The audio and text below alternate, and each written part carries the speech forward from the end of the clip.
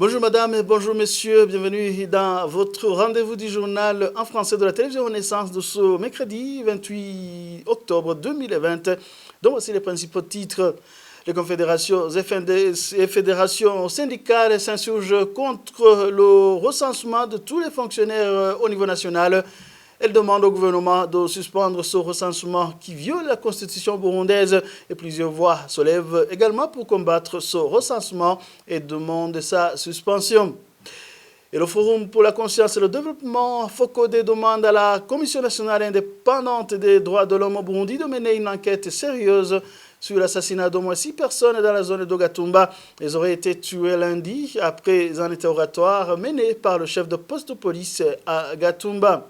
Et au nos frontières, le Rwanda Cinéma Center organise une semaine dédiée au père du cinéma africain Ousmane Sembène, une semaine au cours de laquelle les films de ce grand cinéaste africain seront projetés. Voilà pour le sommaire.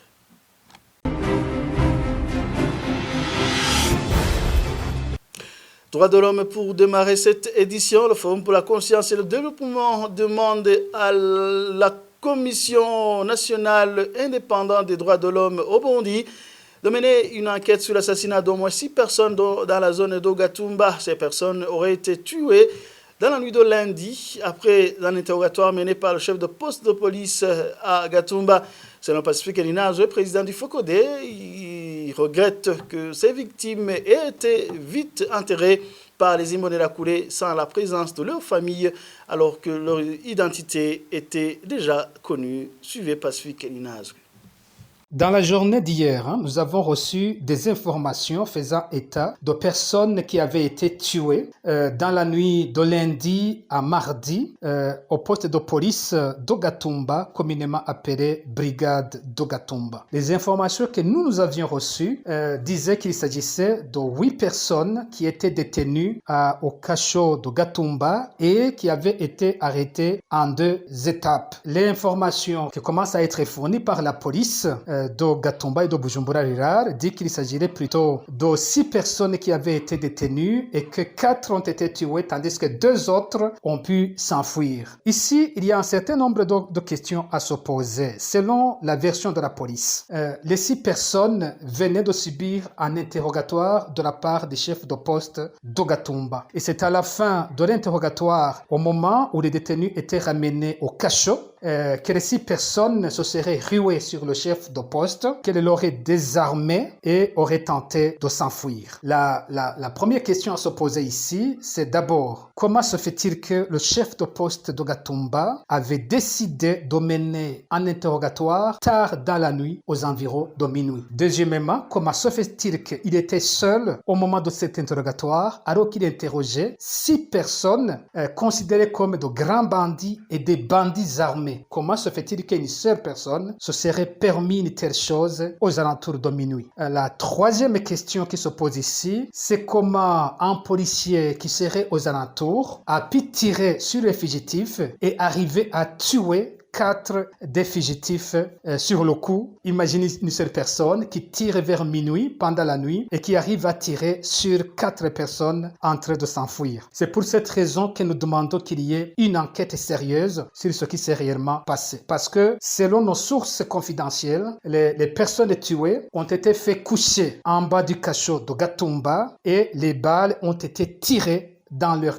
tête. Alors, cela aurait pu être vérifié par des familles si les familles avaient été autorisées à avoir accès aux cadavres. Selon les mêmes informations, les personnes tuées seraient originaires de la 3e avenue et de la 2e avenue de Gatumba. Ce sont donc des personnes connues dans l'entourage. Et d'ailleurs, de manière très curieuse, dans la soirée d'hier, les Imbonerakure de Gatumba ont reçu l'ordre d'aller enterrer rapidement ces cadavres sans la présence des familles et sans même la reconnaissance des cadavres par les familles. C'est pour cette raison qu'encore une fois, nous demandons une enquête crédible. Nous en appelons à la responsabilité de la police burundaise et nous appelons la Commission nationale indépendante des droits de l'homme à mener rapidement une enquête et à clarifier cette situation.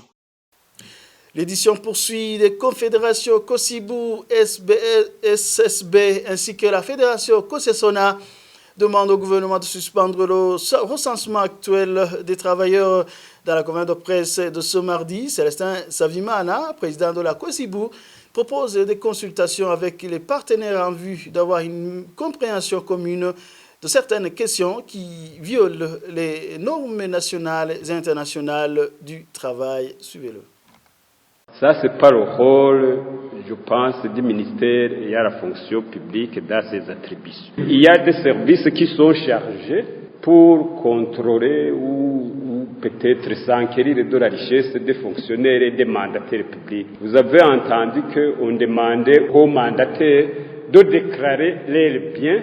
Maintenant, on veut commencer sur les petits fonctionnaires sans que les mandataires et hauts mandataires n'ont pas déclaré leurs biens. Dans la législation nationale, il n'est marqué nulle part que les petits fonctionnaires, ils ne doivent pas le déclarer lors d'un recensement. Et dans la législation, que ce soit dans le statut général des fonctionnaires, ce n'est marqué nulle part. Donc c'est une violation de la loi et de la vie privée. Je pense que les cadres techniques et agents ne sont pas tenus par les accords dans le cadre de leur entrée en fonction. Chez les fonctionnaires et autres agents, tantôt gérés par le statut général des fonctionnaires du Code du travail, on ne doit pas mentionner l'ethnie. Et puis, généralement, si on analyse ce questionnaire, c'est un questionnaire qui a été préparé unilatéralement et que généralement, ce questionnaire devait faire l'objet d'un consensus. Est-ce que vraiment mon directeur, il a le droit de me demander les biens que j'ai? Combien d'enfants il y a? C'est s'attaquer à la vie privée.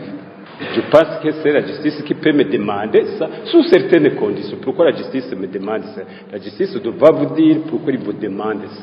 Donc c'est ça alors que ça crée certains dysfonctionnements et les fonctionnaires et autres travailleurs ne sont pas à l'aise avec ce genre. Il y a des suspicions. Ça peut même causer des problèmes avec la cohésion sociale, en milieu de travail et même dans les ménages. En cas de problème de revendication, il y a des négociations. Si les négociations sont bloquées, totalement bloquées, il y a ce qu'on appelle les moyens de pression. Les moyens de pression, il y a plusieurs, il y a des écrits et il y a dedans la grève qui est autorisée par la Constitution, le Code du travail, le statut général des fonctionnaires, les conventions de l'OIT, notamment la convention 87 et 98, qui se trouvent dans la législation nationale.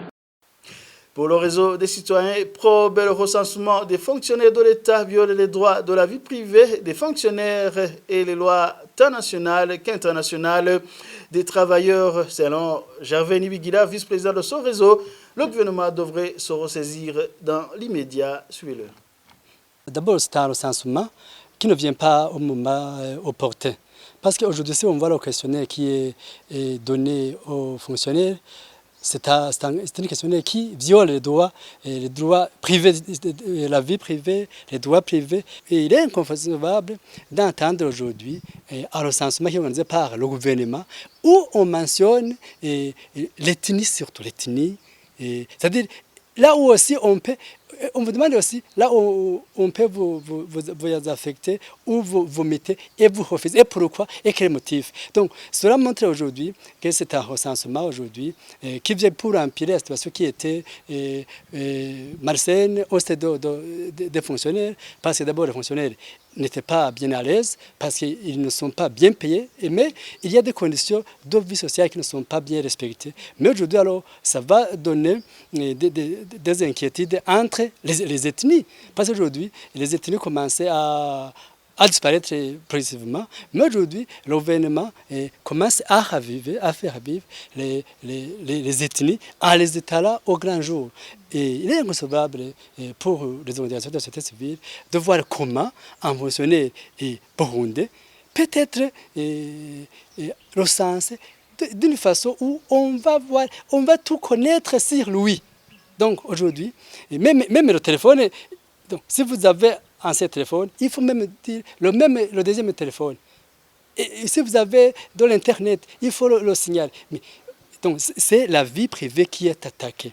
Donc il y a aussi les lois, que ce soit les lois nationales, que ce soit les lois, les conventions internationales en rapport avec, que ce soit le syndicalisme, que ce soit le travail, et c'est violé. Donc c'est un recensement qui viole en grande majorité, que ce soit les lois nationales et les lois internationales. C'est pourquoi nous demandons que ce recensement soit arrêté pour bien penser et avant de continuer. C'est pourquoi nous demandons que le gouvernement se soit sur cette mesure et pour que les syndicalistes qui ont demandé la suspension soient entendus pour qu'il y ait un questionnaire qui est bien pensé, qui répond aux standards internationaux.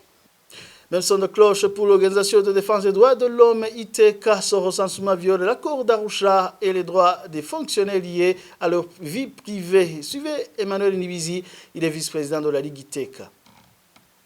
Et au niveau de la Ligue ITK, nous avons appris avec regret que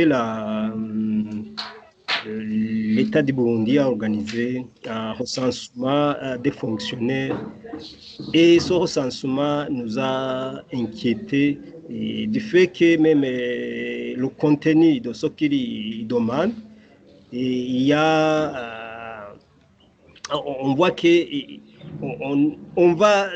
on entre beaucoup sur la vie privée. Il y a la violation du droit de la vie privée, du droit à la vie privée. Demander quelqu'un ou un fonctionnaire normal et son ethnie. Et cela, vraiment, c'est inquiétant. Le fait que le pays a été affecté par la crise. La crise, et puis on voit que ça risque de réveiller encore les démos d'hier.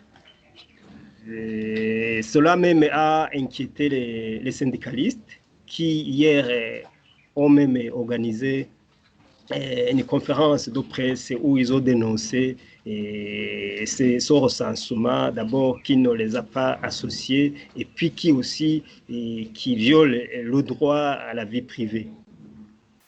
Le recensement général des fonctionnaires vise tout simplement à diviser le peuple burundais. La lecture est de l'ancien vice-président.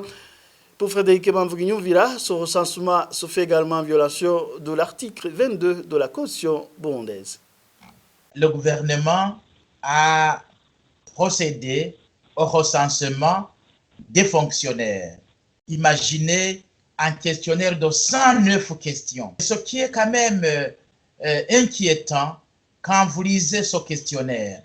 Il y a des questions qui sont très sensibles et qui visiblement hantent le pouvoir. Pourquoi savoir le téléphone privé de quelqu'un, l'email privé de quelqu'un? Ce qui est privé, c'est privé. Personne n'a le droit, même l'État, de te poser des questions privées. Des questions privées, ce sont des questions privées. Tu peux donner le téléphone privé, l'email privé à quelqu'un que tu veux, uniquement que tu veux. Le salaire, c'est quelque chose de privé pour quelqu'un qui touche son salaire, petit ou grand, il ne doit pas le chanter. La question a rapport avec la religion. Et la religion, mon Dieu, on la change au Burundi. Quel est l'intérêt de l'État en cherchant à savoir la religion d'un tel fonctionnaire? Et puis, ce qui est plus scandaleux, c'est l'ethnie. L'ethnie. C'est l'avant-dernière question. Mais pourquoi l'ethnie? Je rappelle qu'il y a de la confusion entre ce qui est écrit dans l'accord d'Arusha et ce qui est pratiqué sur le terrain. Pourquoi? Parce que au niveau de l'accord d'Arusha, il avait été indiqué que les gens aillent chercher l'ethnie des fonctionnaires politiques pour qu'il y ait équilibre 60-40 au niveau des fonctions politiques. Mais la fonction publique, ce sont des fonctions, la fonction publique se traite des fonctions techniques, mais pas des fonctions politiques. C'est pour cette raison que ça devient insensé qu'au niveau de la fonction publique, on cherche à savoir l'ethnie d'un tel. Tout cela, c'est en violation de l'article 22 de la Constitution qui dit que personne n'a le droit d'être discriminé. Nous avons besoin aujourd'hui d'un pouvoir qui traite les Burundais comme des Burundais, non pas comme des Hutus, non pas comme des Tutsis, non pas comme des Trois, non. Pas justice à présent à l'incarcération de l'ancien député Fabien Matidjanino a été émaillé de plusieurs irrégularités. Dès sa première comparution devant l'OPJ pour maître Gustave Nyonzima, il indique que, avant tout, Fabien Matidjanino a été interrogé sans avoir obtenu aucune convocation. Comme la loi l'indique, maître Gustave Nyonzima espère que Fabien Matidjanino pourra être libéré si les juges restent indépendants. Suivez. Il y a plusieurs irrégularités qui ont émaillé le dossier de l'incarcération de l'honorable Matidjanino. De prime abord, il a été interrogé sans qu'il y ait une convocation prévue par l'article 14 du Code de procédure pénale. L'officier de police judiciaire l'a supplié de faire un dialogue dans son bureau et du coup, contre toute attente, il a été interrogé sans la présence d'un avocat de son choix, aussi sans être informé qu'il a le droit de garder le silence à l'absence d'un avocat de son choix ou d'avoir un avocat commis d'office s'il n'a pas les moyens. Tout ceci viole ostentatoirement l'article 10 alinéa 5 du Code de procédure pénale. Et actuellement, il a comparu devant la chambre de conseil, c'est-à-dire qu'en vertu de l'article 155 alinéa 3 du Code de procédure pénale, si quelqu'un est incarcéré à la prison centrale avec un mandat d'arrêt provisoire, il doit comparaître devant la chambre de conseil en délai 15 jours. Donc il devait comparaître en chambre de conseil en date du 23 octobre, étant donné qu'il a été mis en prison centrale en date du 8 octobre 2020. Et donc aujourd'hui, c'est le 28, il y a eu violation de la loi parce qu'il y a eu comment dirais-je, dépassement des délais de comparaître devant la chambre de conseil en date du 23 octobre 2020.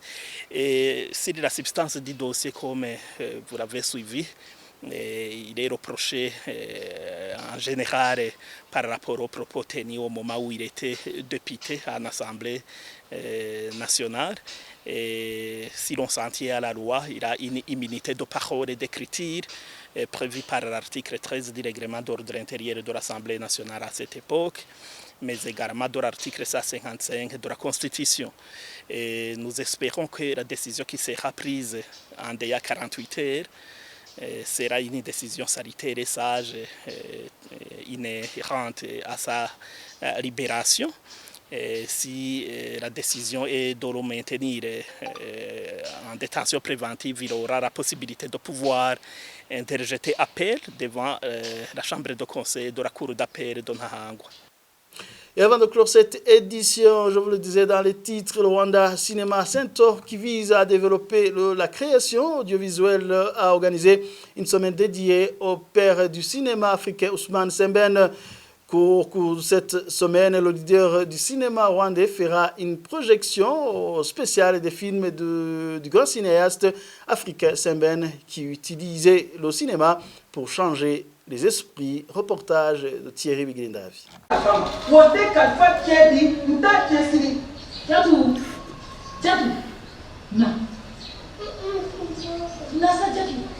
Toutes les filles sont excisées. Je m'excuse sur le respect. Votre fils est pour une fille excisée ou non excisée. C'est quelque chose à abandonner.